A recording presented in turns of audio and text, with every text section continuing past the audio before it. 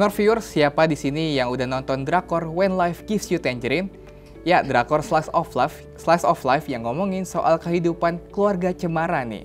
Nah, ngomongin soal kehidupan keluarga cemara, kita akan bahas di segmen Talk with Musician hari ini bersama Academic Monitoring Services Officer Ibu Mardiana. Selamat sore Ibu Mardiana. Siang Mas Yuda. Oke, Ibu Mardiana nih, hari ini kita mau ngomongin soal keluarga cemara nih. Ya, mungkin beberapa orang taunya nih sinetron 90-an ya gitu. Ya, betul. Nah, tapi kita referensinya ini adalah drakor gitu. When Life Gives You Tangerine, di mana nyeritain soal keluarga sederhana namun penuh dengan kehangatan dan keharmonisan. Nah, sebelum kita ngomongin lebih lanjut soal keluarga cemara, mungkin Ibu Mardiana boleh dong jelasin terlebih dahulu apa sih sebenarnya makna atau definisi dari keluarga cemara itu sendiri. Ada tahun 90 ya Mas Yuda, waktu itu saya masih SD kayaknya ya. Saya belum lahir. Belum lahir ya, saya masih SD loh. Ya, kalau dilihat filosofinya ya, mungkin diambil dari pohon cemara. Oke. Ya, pohon cemara itu warnanya Hijau. Kemudian apalagi biasanya? Tinggi menjulang. Tinggi menjulang, kemudian bawahnya itu lebih lebar daripada ujungnya gitu ya. Yang pernah saya baca memang warna hijau ini kan mengindikasikan kehangatan, penerimaan seperti itu ya. Kemudian kesetiaan, loyalitas gitu. Dan kalau kita lihat secara fisiknya si pohon cemara yang besar, luas gitu ya, itu biasanya diasosiasikan dengan kehangatan. Oke. Artinya keluarga ini menjadi tempat yang hangat, tempat yang aman untuk setiap anggota keluarga itu kembali ke rumah gitu. Seperti itu kurang lebih Mas Yuda. Oke, berarti memang dianalogikan seperti pohon cemara itu. Betul. Penuh dengan kehangatan, penuh dengan keabadian mungkin. Betul, betul. Oke, selanjutnya mungkin dari keluarga cemara itu, Bu. Apa sih sebenarnya nilai-nilai penting atau value yang harus ada di dalam keluarga cemara itu? Oke. Kalau kita bicara mengenai value gitu ya, tentu tidak bisa terlepas dari pembentukan awal ketika kita sebut sistem keluarga ya. Keluarga ini kan sistem terkecil di masyarakat, di negara itu kan sistem terkecilnya di keluarga ya. Tapi ternyata keluarga ini menjadi sistem yang penting sekali, fondasi penting dalam setiap negara gitu ya.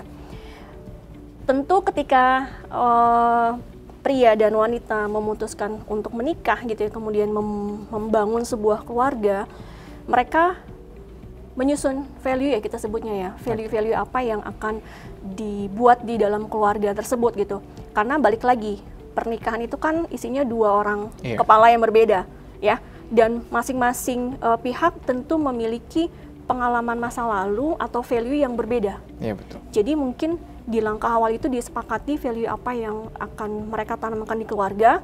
Mungkin yang paling pondasi yang biasanya banyak ya gitu kita temui, termasuk mungkin di keluarga kita sendiri, mengenai kejujuran gitu ya, kemudian keterbukaan, kemudian suportif antar anggota keluarga gitu ya, itu mungkin yang paling mendasar. Dan value ini akan terresapi dengan baik gitu ya oleh masing-masing anggota keluarga, terutama anak-anak itu, ketika orang tua mampu memberikan tauladan.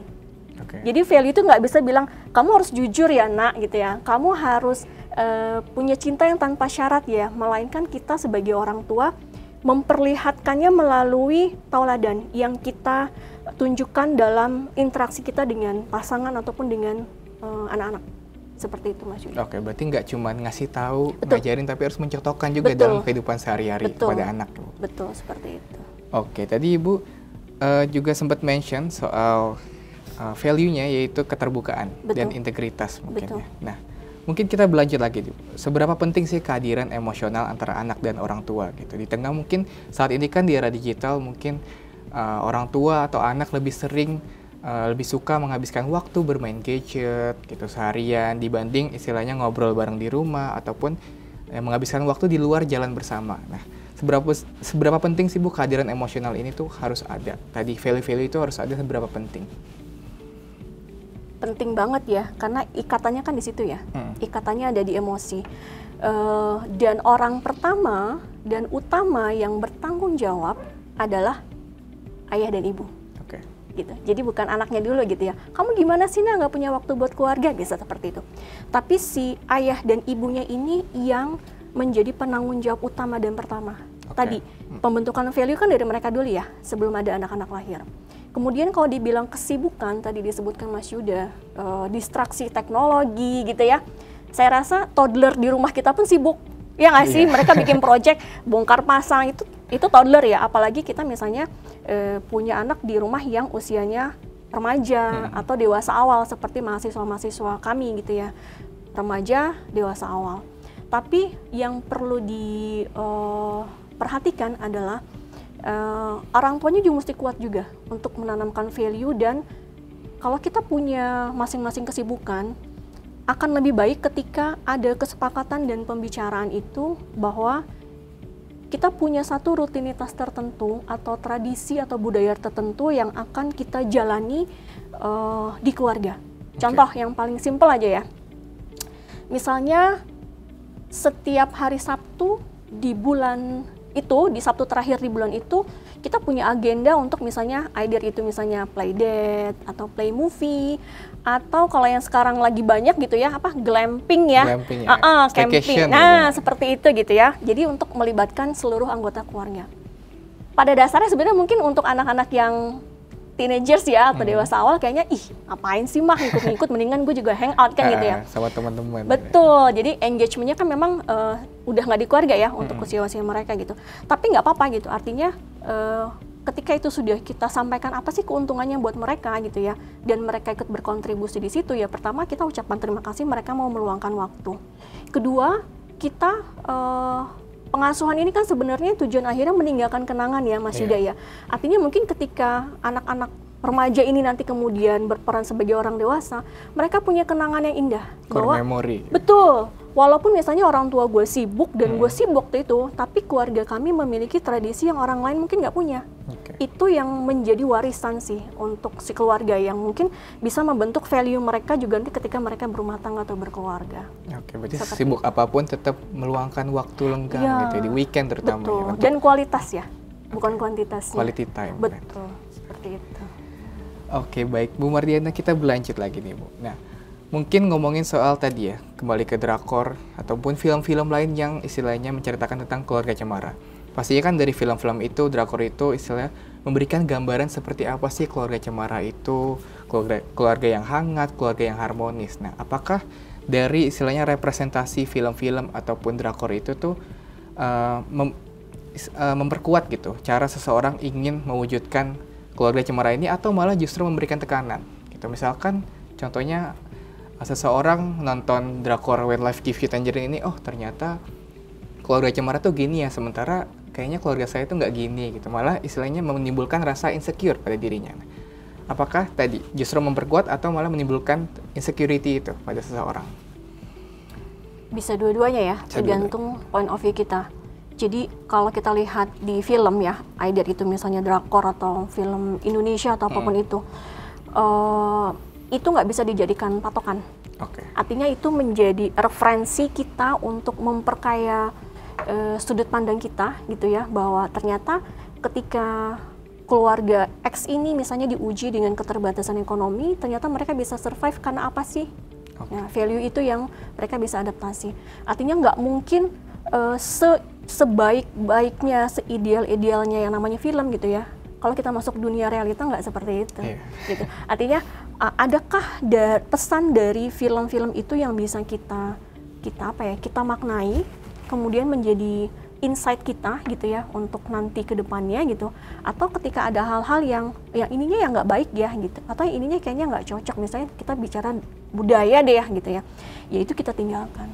Karena kalau kita ngomongin saya nggak tahu deh apakah ini dibahas juga ya tentang pengasuhan gitu ya, tadi ya laki-laki dan perempuan membina keluarga, mereka bertemu dengan masing-masing masa lalu pengasuhan yang berbeda. Dari keluarga yang berbeda. Betul.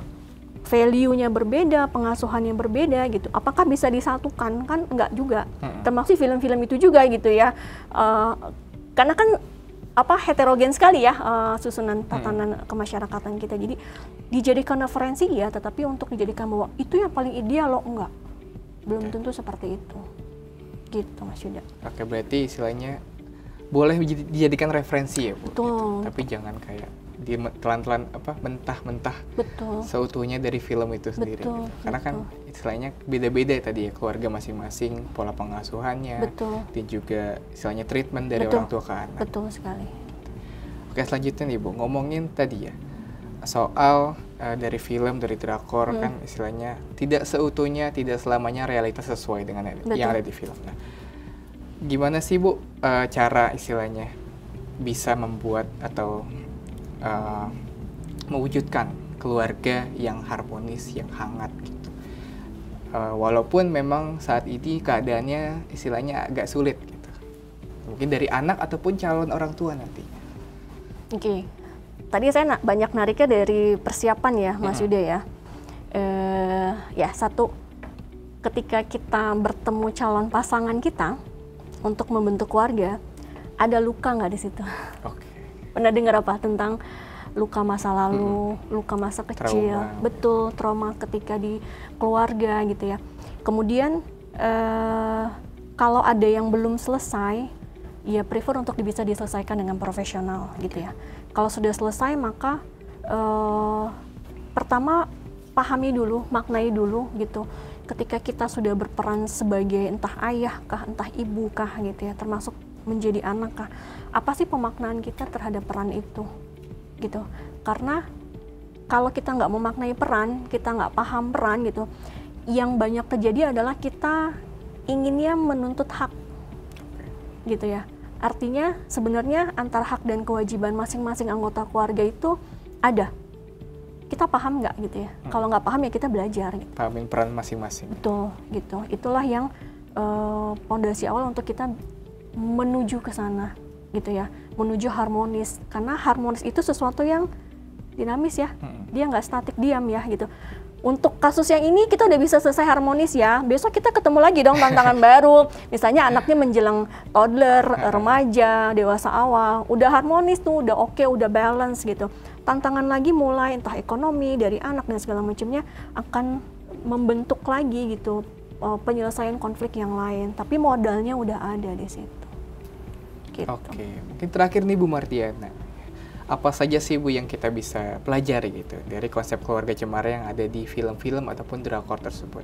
Mungkin khususnya bagi para calon orang tua nantinya gitu, agar mereka itu tidak salah dalam menerapkan sistem parenting ataupun pola asuh anak ke depan. Satu, belajar, gitu ya. Tadi saya sempat cerita juga bahwa biasa kita kalau mau nikah kan suka ada ini ya, misalnya entah bina pranikah atau kita ada pembekalan gitu ya. Itu sebenarnya belajar, karena menjadi ayah, menjadi ibu, menjadi orang tua nggak ada sekolahnya Mas Yuda. Kalau ada saya mungkin ngambil itu dulu gitu ya. Tidak ada sekolahnya, tidak ada buku sakunya gitu. Tapi zaman sekarang kita bisa belajar. Artinya kita belajar gitu. Jangan cuman misalnya nikah mikirnya satu hari kelar happy-happy, habis itu lo membangun keluarga yang kayak gimana lo nggak punya gitu. Artinya diawali juga dengan pembekalan ilmu ya, kita sebutnya ya, untuk ilmu berkeluarga, ilmu menikah tadi, kemudian memahami peran, belajar memahami peran gitu ya. Kemudian belajar juga memahami apa sih hak dan kewajiban kita dengan anak, anak dengan orang tua, pasangan dengan pasangan, dan kerabat lain yang ada di keluarga kita gitu ya. Dan terakhir adalah bagaimana kita sebagai orang tua bisa menjadikan keluarga ini menjadi tempat pulang yang paling aman dan nyaman buat safe anggota, place, betul, untuk semua anggota keluarga. Itu sih Mas Yuda. Oke, baik. Terima kasih banyak Ibu Mardiana atas penjelasannya. Nah, Smart Viewers, itu dia ya kurang lebih penjelasan dari Ibu Mardiana nih tentang bagaimana sih makna dan juga konsep dalam mewujudkan keluarga yang harmonis. Jadi bukan soal harta, bukan soal material, tapi soal keluarga sederhana. Yang penting adalah keterbukaan, keharmonisan, dan juga saling support satu sama lain. Smart Viewers, jangan kemana-mana dulu ya, karena sesaat lagi kita masih akan kembali hadir dengan berita menarik lainnya. Jadi stay tune di Jurnal Pinesiar.